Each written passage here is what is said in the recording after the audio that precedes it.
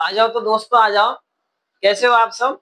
उम्मीद करता हूँ आप सारे स्वस्थ होंगे और अच्छे होंगे। ठीक है, आपकी सेहत का भी हमको क्या ख्याल रखना पड़ता है कि आपकी तबीयत तो ज्यादा खराब नहीं होगी है, क्योंकि ये क्या है, मौसम ही कुछ बारिश का चल गया है। ठीक है, जिसको अपन सावन बोल रहे हैं। अच्छा मौसम चल रहा है और अच्छे ही दिन आ चुके हैं। ठीक है, तो अपनी कृपा भोले बाबा से करते रहिए और पानी चढ़ाया क्या करो, जिससे क्या आपकी इच्छा भी पूरी हो। क्योंकि कुछ क्या है, श्रद्धा भी रखनी चाहिए। ये नहीं है कि सारी चीज को अपन छोड़ दें। तो पहले से आप ये बताओ, मेरी आवाज सही आ रही है ना? उम्मीद करता हूँ कि मेरी आवाज आपको सही से बिल्कुल क्लियर आ रही होगी। ठीक है, फिर भी उम्मीद करता हूँ कि आप सारे कैसे हैं, अच्छे हैं। तो ठीक है, तो अपना क्या ख्याल रखें। और आपको आज जो अपन नया क्लास स्टार्ट होने वाली है, जो नया सेशन स्टार्ट होगा, उसके अंदर अपन क्या है, एक नया टॉपिक पढ़ने वाले हैं। क्योंकि पिछली कक्षा में तो अपन क्या है, पिछली जो कक्षाएं गई हैं, क्लास गई हैं, उसके बारे में अपन ने फर्स्ट टॉपिक कंप्लीट कर दिया था। जिससे पहले वाला किया था उसका नाम था नर्वस सिस्टम, जिसके बारे में अपन चर्चा पहले ही कर चुके हैं। तो आज जो एक नया टॉपिक आने वाला है, उसका शायद आपने थंबनेल पर देख लिया होगा। नहीं देखा, वैसे ऐसा तो हो नहीं सकता नहीं देखा होगा। फिर भी जो अपना टॉपिक है वो आप मैं सामने लिखता हूँ, टाइम को वेस्ट किए हुए। फिर से आपको ये छोटी सी चीज बता दूं, शायद आप मेरे बारे में फिर से जानने की कोशिश कर रहे होंगे। अगर आप हो सकते हैं आप नए हो तो मेरे बारे में नहीं जानते होंगे। अगर आप मेरे साथ लगातार चलते आ रहे हैं तो आप शायद मुझे जान रहे हैं। तो मेरा नाम है भाई साहब एक छोटा सा, जिसका नाम है विशाल प्रजापत। और मैं माइंड ट्रैक 07 पर आपकी क्या क्लास लेता हूँ, जिसका नाम है जनरल साइंस। फिलहाल में जो प्रोजेक्ट अपनी फाइल चल रही है, वो किसके बारे में क्लासेस चल रही है? जो अपनी क्लास चल रही है वो उसका नाम है जनरल साइंस। ठीक है, तो आज का जो अपना टॉपिक भाई, टॉपिक मैं ऊपर ही लिख देता हूँ।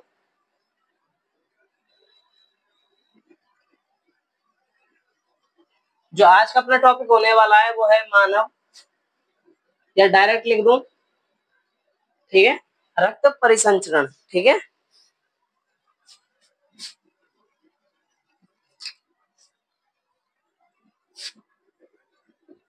रक्त परिसंचरण। ठीक है, ब्लड सर्कुलेशन। ठीक है, इस सिस्टम के बारे में आज चर्चा करने वाले हैं। तो उम्मीद करता हूँ शायद आप इसके बारे में थोड़ा जानते होंगे। अगर नहीं जानते तो मैं इसके बारे में थोड़ा सा आपको बता देता हूँ। क्योंकि ब्लड का मतलब होता है खून, जिसको अपन हिंदी में क्या बोलते हैं, खून बोलते हैं। ठीक है, रक्त, रक्त के नाम से भी जानते हैं, क्योंकि आपको सामने लिख दिया रक्त। ठीक है, ब्लड या खून। ठीक है, इसके नाम से यहाँ पर नॉर्मल बेस में आपको बात कर दें तो अब ये क्या, शरीर में जो, जैसे कि आपके चोट लग जाए, आपने जरूर देखा होगा, आपके नहीं है तो आपने ब्लड के बारे में जरूर देखा है। ठीक है, तो ब्लड एक संयोजी होता है, जिसको क्या द्रव के रूप में पाया जाता है शरीर में। ठीक है, आपने जरूर सोचा होगा ये कैसे आता है, क्या नाम है, ये लाल रंग क्यों होता है? तो देखो, ये खाने वगैरह से, उससे क्या है, शरीर में जैसे अपन कोई प्रोटीन वगैरह यूज कर रहे हैं, कोई भी चीज खाना खाते हैं, उससे क्या है, शरीर में क्रिया होती है, जिसके कारण ये रक्त का निर्माण होता है। इसमें बात बात करते हैं अपन रक्त की, तो हीमोग्लोबिन एक अपने अंदर क्या पाया जाता है, एक तत्व पाया जाता है, जिसके कारण ये क्या है, लाल होता है, मतलब गाढ़ा होकर चला जाए। हो सकता है किसी का ज्यादा मतलब कैसे गहरा लाल हो जाए कलर, ये हीमोग्लोबिन के कारण होता है। इसके बिना व्यक्ति कैसा है, बिल्कुल मुरझा जाएगा, शरीर पीला पड़ जाएगा, ये शरीर में इसकी मात्रा में क्या है, कमी हो जाए। तो इसकी जो स्टार्टिंग करेंगे अपन, पहले इंपॉर्टेंट क्वेश्चन के आधार पर करेंगे, फिर इसके बारे में चर्चा करने वाले हैं। ठीक है, तो जो यहाँ से मैं इंपॉर्टेंट लिख के स्टार्ट कर रहा हूँ। ठीक है, इंपॉर्टेंट काफी चीज है इसमें, जैसे कि वयस्क होता है, वयस्क, वयस्क तो आप जानते होंगे, जो 18 एज से ऊपर होते हैं, मतलब 18 के आसपास, बच्चे की बात नहीं कर रहे, क्योंकि 18 से नीचे सारे बच्चे मतलब क्या बच्चों के रूप में गिने जाते हैं। कितने भी एज हो, 18 या उससे ऊपर के व्यक्तियों को अपन वयस्क बोलते हैं। ठीक है, वयस्क व्यक्ति में रक्त की रक्त कितना पाया जाता है, कितना पाया जाता है? ठीक है भाई, रक्त कितना पाया जाता है ये आपको मैं बता दूं, ये पाया जाता है 5 से लेकर के 7 लीटर तक। ठीक है, इसको मैं थोड़ा छोटा कर लूं, यहाँ लिख दूं लीटर। समझ गए दोस्तों? पहला क्वेश्चन आपको अच्छे से समझ में आ गया होगा। सेकंड नंबर पे देख लेते हैं अपन, जो शरीर होता है भाई साहब, व्यक्ति। ठीक है, व्यक्ति में कितना कितना प्रतिशत प्रतिशत कितना प्रतिशत, ठीक है।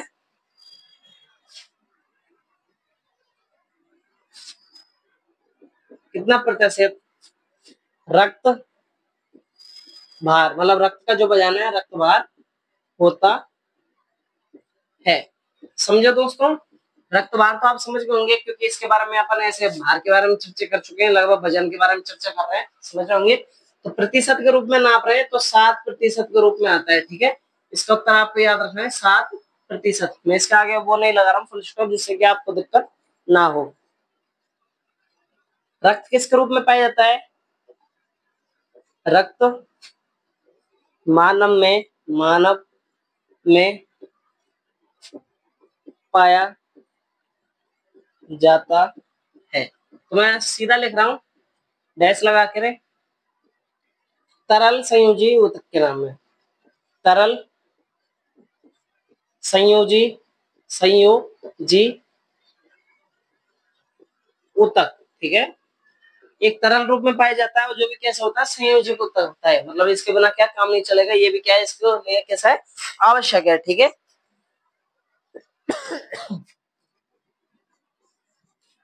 रक्त का पीएच मान गिन लेते हैं। रक्त का पीएच मान, रक्त का जो पीएच मान आखिर कितना होता है? रक्त का पीएच मान होता है, तो सर जी विज्ञान के आधार पर इसका जो पीएच माना गया है ना, वो माना गया है 7.4, ठीक है, प्रतिशत। समझ गए? 7.4% इसकी शुद्धता की मानी गई है। पीएच का मतलब होता है भाई साहब किसी भी रूप में उसकी शुद्धता के बारे में चर्चा करना, ठीक है। समझ गए होंगे किसकी शुद्धता के बारे में चर्चा की जा रही है? रक्त के बारे में, कि क्या क्या चीजें इसमें मिल रहा है, इसकी शुद्धता लगभग कितने प्रतिशत पे मानी गई है। तो आगे बढ़ते हैं। इसका एक और रूप होता है, रक्त एक होता है। तो सीधा लिख रहा हूं डैश लगा के, बर्फ अलग अलग लिखना है ना, ब आधा कटा हुआ है, बर्फ बिलियन बिलियन के रूप में, ठीक है दोस्तों। आपको याद रखना है बर्फ बिलियन के रूप में पाया जाता है, ये भी, ठीक है। ये होता है, यहाँ तक आप समझ गए होंगे, ठीक है। इसके बारे में अपन ब्लड के बारे में चर्चा करेंगे, तो यहाँ तक एक बार उतार लीजिए आप।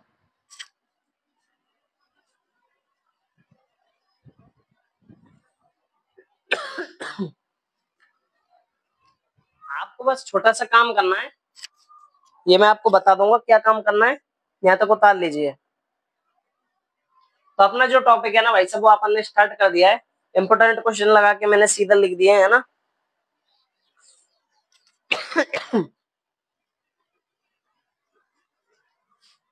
उम्मीद करता हूँ आपने शायद लिख लिया होगा जल्दी से, तो टाइम तो आप खराब नहीं करेंगे, इतनी तो मुझे उम्मीद है, ठीक है दोस्तों। तो शुरू करते हैं आगे की ओर बढ़ लेते हैं अपना। तो मैं फर्स्ट क्वेश्चन ऊपर से मिटाता आता हूँ।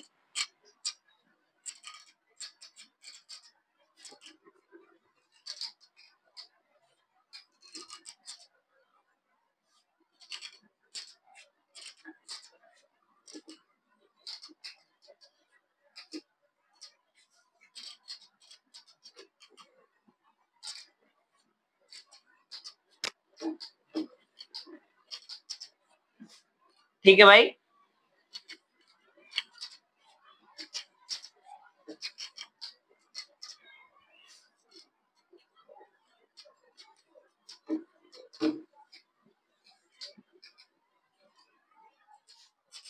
तो शुरू करते हैं आगे की ओर। तो आप पढ़ेंगे अपन, इसके पहले इसके दोनों भागों को देख लेते हैं, रक्त परिसंचरण। तो ठीक है भाई दोस्तों, आगे की ओर बढ़ लेते हैं, ठीक है, बिना टाइम वेस्ट करे हुए। तो पहली बात अपन जो पढ़ रहे हैं, जो अपना टॉपिक है भाई साहब, यह है मानव रक्त परिसंचरण, मानव रक्त परिसंचरण, ठीक है, इसके बारे में अपन चर्चा कर रहे हैं। अरे इसके भाग की बात करें तो ये भी दो भागों में बांटा गया है भाई, ठीक है।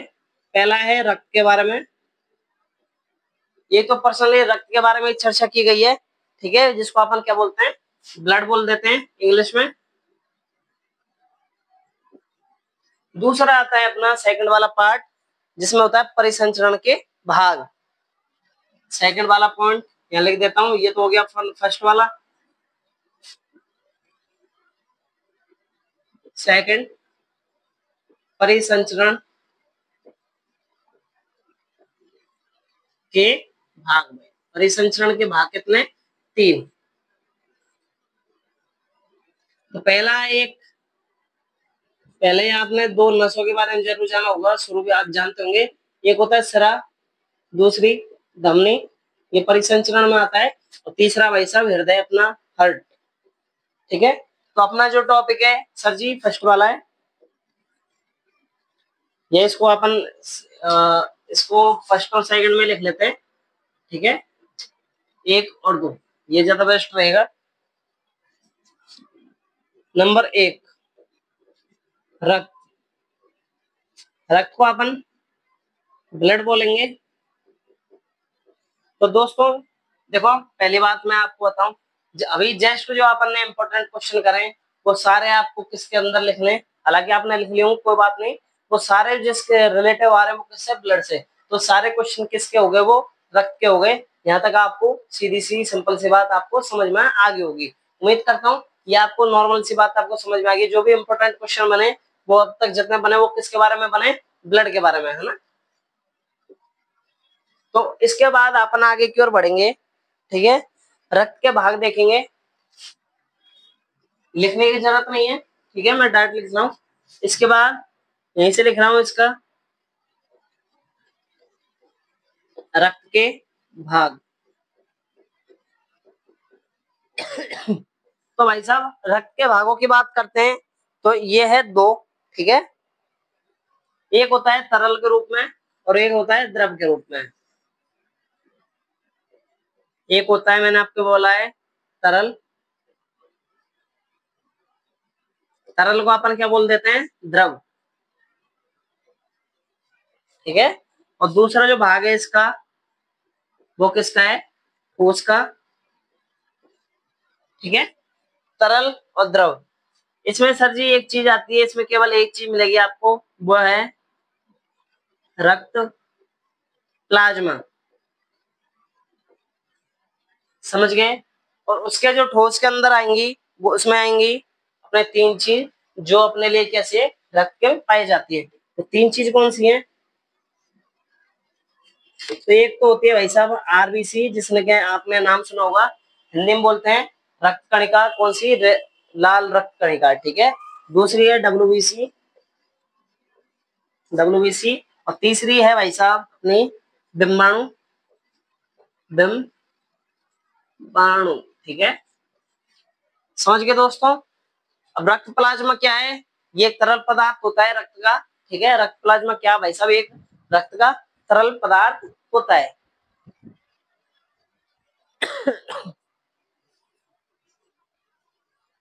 तो लिख लेते हैं, ये मुझे मिटाना पड़ेगा भाई, ये बार आप लिख लीजिए इसको, ठीक है, जल्दी से लिखना।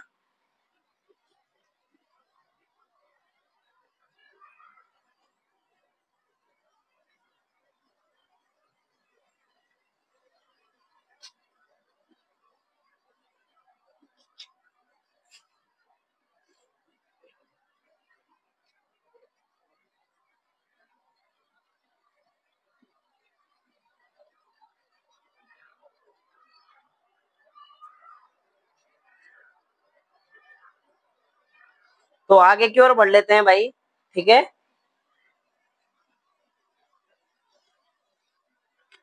अब अपन मैं आगे की ओर बढ़ रहा हूँ, ठीक है, बिना टाइम वेस्ट करे हुए। अब अपन किसके बारे में चर्चा करने वाले हैं, पहले प्लाज्मा के बारे में करेंगे और लास्ट में ठोस के बारे में करेंगे और जब ये कंप्लीट हो जाएगा रक्त वाला चैप्टर, फिर इसके बाद परिसंचरण तंत्र के बारे में। तो फिलहाल अब मैंने पहला टॉपिक छेड़ दिया, इसका नाम है ब्लड। ठीक है,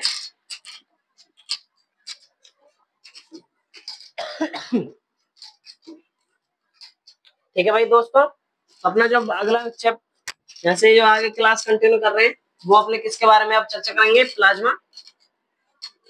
प्लाज्मा एक तरल पदार्थ होता है, आपको याद होना चाहिए प्लाज्मा क्या है? तरल पदार्थ।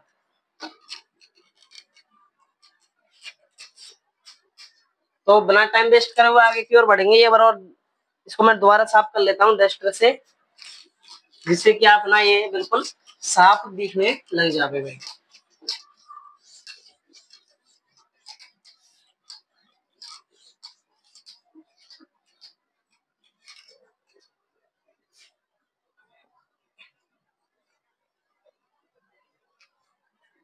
रक्त के बारे में चर्चा कर रहे हैं, और रक्त के अंदर सबसे पहले अपन प्लाज्मा के बारे में देख रहे हैं। प्लाज्मा, ठीक है। तो प्लाज्मा क्या है सर जी? यह एक तरल पदार्थ होता है जिसमें प्रोटीन पाए जाते हैं, जिसमें प्रोटीन पाए, पाए लिखना है ना, प्रोटीन पाए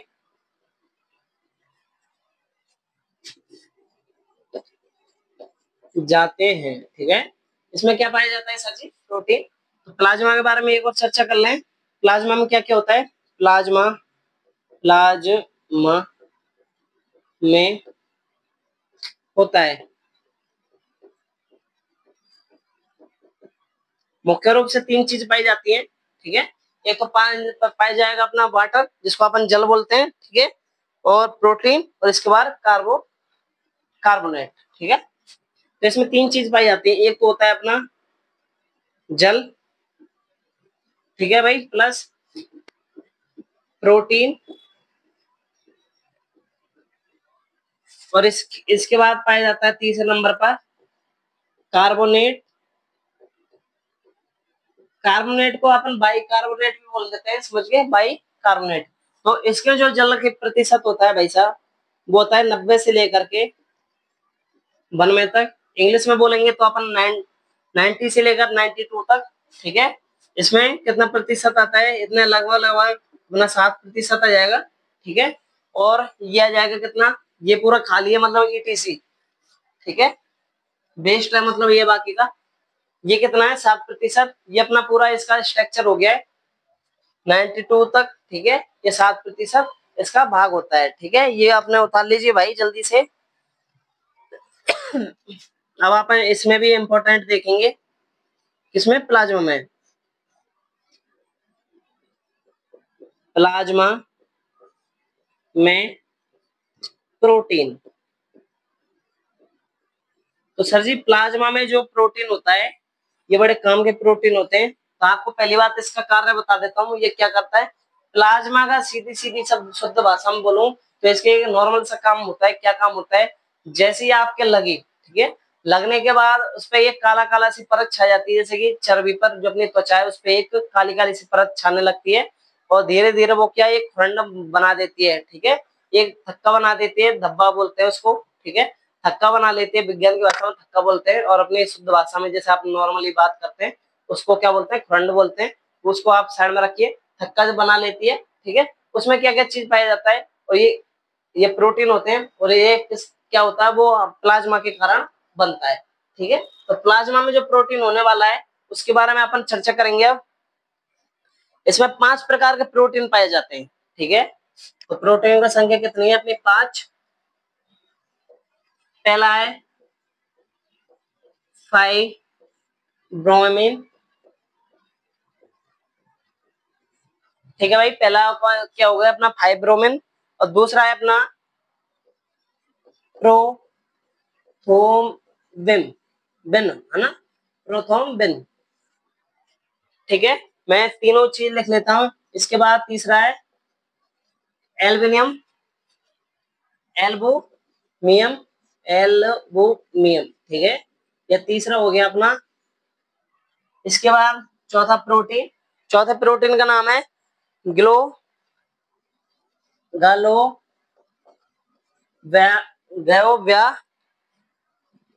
यूलिन, ठीक है। इसको एक साथ बोलेंगे ग्लोब्यालुइन, है ना, व्यालुइन, ठीक है। इसके बाद आता है अपना पांचवें नंबर का, पांचवें नंबर का हिपेरिन, ठीक है। अब सर जी इनका काम देख लेते हैं। ये दोनों भाई साहब, ये दोनों मिलकर के क्या करते हैं, ये जब, देखो मैं लिख देता हूं दोनों का कार्य है।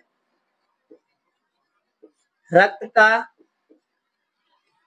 थक्का थक्का जमने में सहायता करते हैं, सहायता करते हैं भाई। समझ गए मित्रों, इसका जो कार्य क्या होता है, जैसे ही थक्का जमाएगा उसमें क्या सहायता करेंगे। ये भाई साहब जो तीसरे नंबर का है एल्बुमिनियम, है ना, एल्बुमियम, इसका ये क्या करता है, रक्त को गाढ़ा करता है, रक्त को गाढ़ा करता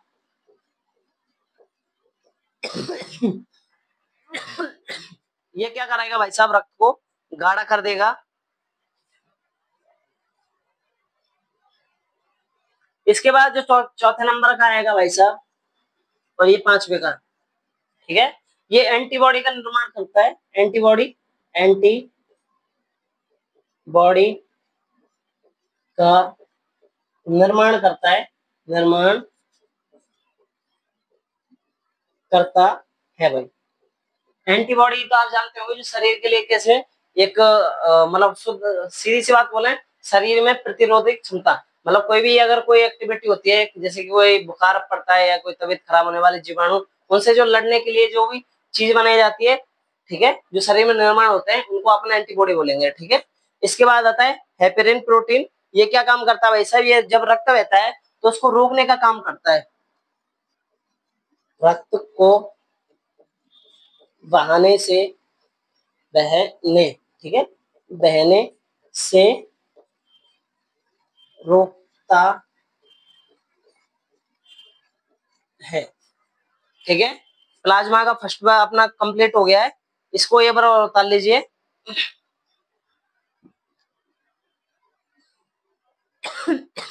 इसमें एक नोट लगा के एक छोटी सी चीज और लिखनी है, ये एक रक्त सीरम होता है भाई साहब, रक्त सीरम, ठीक है।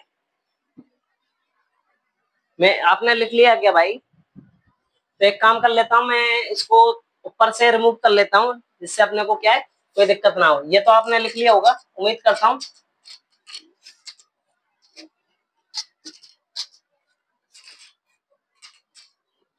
सुनिए, नोट लगा के लिख रहा हूँ। एक भाई साहब इसमें पाया जाता है रक्त सीरम, प्लाज्मा के अंदर ये लिखना है रक्त सीरम।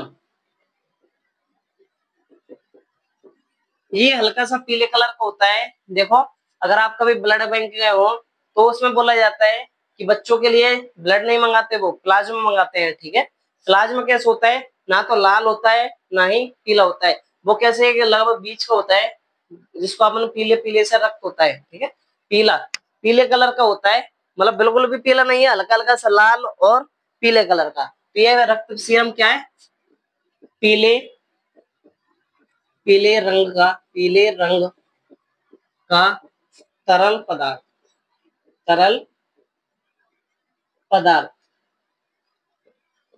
बच्चों में जब भी जैसे छोटे बच्चे होते हैं, बिल्कुल ठीक है, उनमें ना ब्लड नहीं छड़ाया जाता, किसी कारण से अगर ब्लड वगैरह की कमी हो तो वो ब्लड की कमी के लिए क्या पूर्ति करते हैं, रक्त सीरम मंगाते हैं, जिसको अपन किस नाम से नॉर्मली भाषा में किसके नाम से जानते हैं, प्लाज्मा के नाम से, ठीक है। तो प्लाज्मा के अंदर ये वाला चैप्टर आपको कंप्लीट। रक्त सीरम में सर जी दो चीज पाए जाते हैं, रक्त सीरम में, रक्त सीरम में, सीरम में, ठीक है, रक्त सीरम में दो प्रोटीन, दो प्रोटीन में आपको लिखा दिया, देखो ये रहा दो प्रोटीन, इनका नाम लिख लेते हैं, हाइब्रोइन, हाइब्रोमिन प्लस दूसरा है प्रोथोमिम,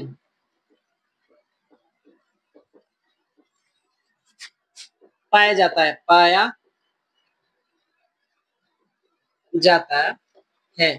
समझ गए दोस्तों? एक बार इसको आप उतार लीजिए भाई, ठीक है। वैसे भी अपनी क्लास का समय हो चुका है।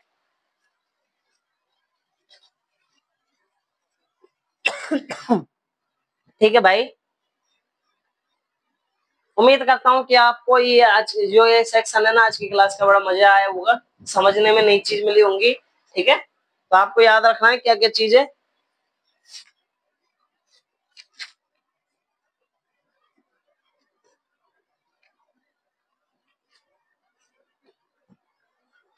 ठीक है भाई, तो एक काम कर लेते हैं, इसको आप बैक करके देख लेना, रिमाइंड कर लेना दोबारा पीछे की ओर देख के। तो इसकी क्लास को, आज की क्लास का समय हो चुका है, तो अपनी क्लास को टाइम ध्यान रखते हुए अपन क्लास को ऑफ कर रहे हैं। ठीक है, उम्मीद करता हूँ जो आज की क्लास का जो अपना टॉपिक आज ने स्टार्ट किया है, ठीक है, जिसका नाम अपना रक्त परिसंचरण, या इसको बोल सकते हैं अपन मानव रक्त परिसंचरण। ठीक है, इंग्लिश में बोलेंगे तो ह्यूमन लगा देना, या अपने इसको सीधे सीधी बात बोले तो रक्त सर्कुलेशन। ठीक है, तो अपन मिलेंगे अगली क्लास में। तो अभी तक के लिए जय हिंद, जय भारत। अपने दोस्तों तक इस जो ये क्लास है इसको शेयर कर दो भाई, ठीक है, जल्दी से। और हमारी वीडियो को आपको क्या करना है, लाइक और सब्सक्राइब जरूर करके जाना है। तो मिलते हैं अपन अगली क्लास में, अभी तक के लिए जय हिंद भाई।